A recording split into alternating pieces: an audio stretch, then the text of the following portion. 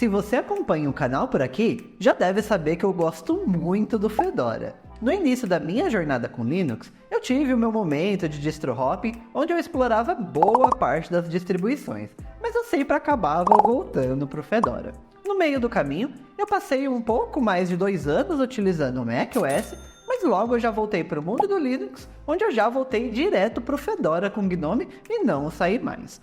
Mas tem um sistema que está desestabilizando a minha relação com o Fedora e fazendo eu considerar mais uma mudança: o Arch Linux.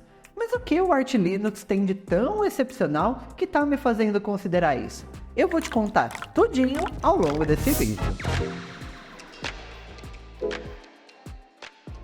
Eu já fiz alguns vídeos aqui no Linux Lab sobre algumas ferramentas específicas do Arch Linux, como o Arch Install e o AUR. Mas apesar disso, não é nenhuma dessas duas ferramentas que está me fazendo cogitar migrar para o Arch Linux para valer. Na realidade, não é nem uma ferramenta em si, mas sim algo que o sistema está me ajudando como profissional. Hoje, o meu trabalho é basicamente criar conteúdo sobre Linux e tecnologias open source. Logo, quanto mais eu aprender sobre esse mundo, eu posso fazer mais conteúdos e de mais qualidade para vocês. E uma coisa que eu sinto que o Arch Linux está fazendo comigo é me forçar a prestar mais atenção em partes do sistema que normalmente eu não prestaria em outras opções como Fedora, já que muita coisa o sistema já vem pronto e eu não preciso nem tocar se eu não quiser. Um exemplo é o pacote JStreamer. Para quem não sabe, JStreamer é um framework de multimídia de código aberto que serve para os mais variados e complexos workflows.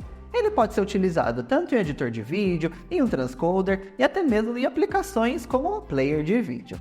Até então, no Fedora, eu simplesmente instalava o pacote do JStreamer, meus arquivos de vídeo funcionavam normalmente e eu seguia a minha vida. Isso não quer dizer que eu não poderia simplesmente instalar o pacote no Arch Linux e também seguir a minha vida sem entender mais sobre o JStreamer. Mas, no meu processo de pesquisar como fazer isso no Arch Linux, eu caí na página do ArchWiki do pacote, que me deu uma explicação rápida do que é e da diferença entre cada um dos pacotes de plugins do JStreamer, que finalmente me fizeram entender exatamente o que é um plugin Good, Bad e Ugly do JStreamer. Outro exemplo é o gerenciador de boot, que ao instalar o Arch Linux, ele pergunta se eu quero utilizar ou o Grub ou o systemdboot, que me levou em uma jornada para entender qual é a real diferença entre cada um deles. Isso quer dizer que eu não poderia aprender todas essas coisas no Fedora também? É claro que eu poderia, mas pela essência do Arch Linux ser DIY, onde você vai depender da ArchWiki para muita coisa, em algum momento vai precisar esbarrar nesses pacotes, ele te estimula a de fato tentar entender o que é cada uma dessas coisas. E falando nisso, uma outra coisa que me conquistou demais foi a ArchWiki. É claro, eu já conhecia ela, e inclusive apesar de ser criada para os usuários do Arch Linux, ela já me ajudou em alguns problemas que tive em outras distribuições. Mas eu nunca dei tanto valor para ela como agora que eu estou me enturmando cada vez mais com o Arch Linux. Se você tem qualquer tipo de problema com o sistema ou alguma dúvida do que um pacote ou uma tecnologia do sistema faz, pode ter certeza que a resposta está na ArchWiki. E é justamente em todas essas pesquisas sobre cada detalhezinho que vai te fazer entender cada vez mais como o sistema funciona e dominar cada vez mais as tecnologias. Eu falei lá no início do vídeo que não foi nem o Arch Install nem o AUR que de fato me fez querer migrar para o Arch Linux. E é verdade, mas é claro que eles não deixam de ser uma grande vantagem do sistema. O Arch Install é um instalador bem bacana que facilita muito a sua vida sem precisar ficar digitando cada linha na mão para instalar o seu sistema, mas que ainda assim te dá total liberdade sobre o seu sistema, deixando escolher qual interface gráfica, bootloader ou qualquer outro detalhezinho que você quer adicionar ou não no seu sistema. Se você quiser ver em detalhes o Arch Install, tem vídeo aqui no canal e o link está aqui na descrição. O AUR também é uma outra ferramenta muito bacana. Ele é um repositório mantido pela comunidade e se o pacote que você procura não está no repositório oficial da distribuição, a chance dele estar no AUR é muito grande. A gente também tem vídeo sobre o AUR aqui no canal e mais uma vez, o link está aqui na descrição. Algo que eu gostava no Fedora e que aqui no Arch Linux eu tenho ainda mais controle sobre isso é o aspecto minimalista da distribuição. O Arch Linux só vai ter os pacotes que eu especificar que ele precisa ter.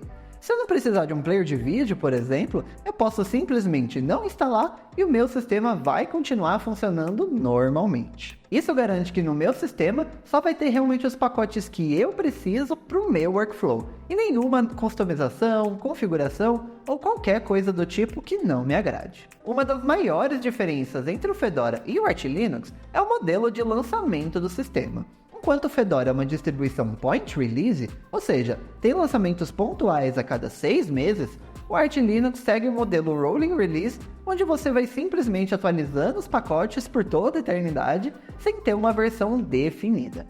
Eu nunca tinha de fato experimentado uma distribuição rolling release para valer no dia a dia, mas até o momento a experiência tem sido satisfatória. Como essa instalação ainda é muito recente, eu não posso te garantir que ela vai durar por meses e até anos sem nenhum problema. Mas quem sabe role um vídeo de experiência com o Arch Linux depois de uns 6 meses. Se você gostaria de ver isso, deixa aqui nos comentários. Mas, apesar de todas essas vantagens, eu não quero tentar vender aqui a ideia de que o Arch Linux é um sistema perfeito, porque não é. Para o meu uso, ele também vem com algumas possíveis desvantagens. A primeira que eu quero pontuar aqui, na realidade não é uma culpa do Arch Linux em si, mas eu vou precisar lidar por aqui de qualquer maneira. Para utilizar o meu sistema, eu dependo de algumas extensões específicas do GNOME. O problema é que depois de uma atualização de versão do GNOME, ainda leva um tempo para os desenvolvedores atualizarem as suas extensões e adicionarem compatibilidade com a última versão do GNOME. Isso quer dizer que a cada 6 meses, quando rolar uma nova versão da interface, eu vou precisar lidar com algumas extensões quebrando e possivelmente ter que arrumar por conta. Um outro problema, esse um tanto quanto mais óbvio, é que um sistema como o Arch Linux dá mais trabalho para instalar. Enquanto no Fedora você utiliza o instalador gráfico e depois instala alguns pacotes e acabou, aqui no Arch Linux você tem que construir todo o seu sistema. Então esse processo logicamente vai demorar mais que o normal. E o tempo todo aqui nesse vídeo eu estou falando do Arch Linux puro. Talvez alguns de vocês estejam se perguntando por que eu não considerei em nenhum momento utilizar uma distro baseada em Arch, como EndeavourOS, Manjaro ou CachéOS. Essas distros com certeza resolveriam os problemas de instalação e configuração do sistema, já que boa parte já vem configuradinha por padrão. Mas por que mesmo assim não faz sentido para mim? Então, de fato, elas entregam muita coisa pronta, mas para o meu uso, esse é exatamente o problema. Eu sou bem meticuloso em como eu gosto do meu sistema, e eu não quero modificações visuais que não me agradam ou softwares que eu não preciso no meu sistema. Optando pelo Arch puro, além de toda a vantagem de aprendizado que eu já citei, eu posso garantir que o meu sistema está montado exatamente do jeito que eu gosto. A curva inicial é maior, mas ao menos em teoria, é para configurar uma vez para nunca mais. Depois de tudo isso, chegou a hora da verdade. Eu vou de fato migrar para o Arch Linux? E ao menos por enquanto, a resposta é sim. Eu não posso garantir que eu vou ficar para sempre no Arch Linux, que eu não vou me arrepender e voltar para o Fedora, ou até mesmo tentar uma outra distro. Mas o que eu posso garantir é que ao menos por enquanto, o Arch Linux parece ser uma ótima opção para minha necessidade pessoal e profissional. Eu quero dar uma chance para esse sistema. Mas eu recomendo que você instale o Arch Linux por aí também? Depende muito. Se você quer um sistema que vá te incentivar a aprender cada vez mais sobre Linux e está disposto a mexer no terminal e apanhar um pouco para configurar algumas coisas, eu acho que o Arch Linux pode ser sim uma ótima opção. Mas se você só quer instalar um sistema prontinho e sair utilizando as suas ferramentas e fazer o seu trabalho, talvez o Arch não seja a melhor opção para você. E tá tudo bem. Eu espero que você tenha gostado desse vídeo e se quiser conferir mais sobre o AUR, essa ferramenta poderosíssima do Arch Linux, é só clicar nesse vídeo que tá aqui do lado. Eu te vejo lá.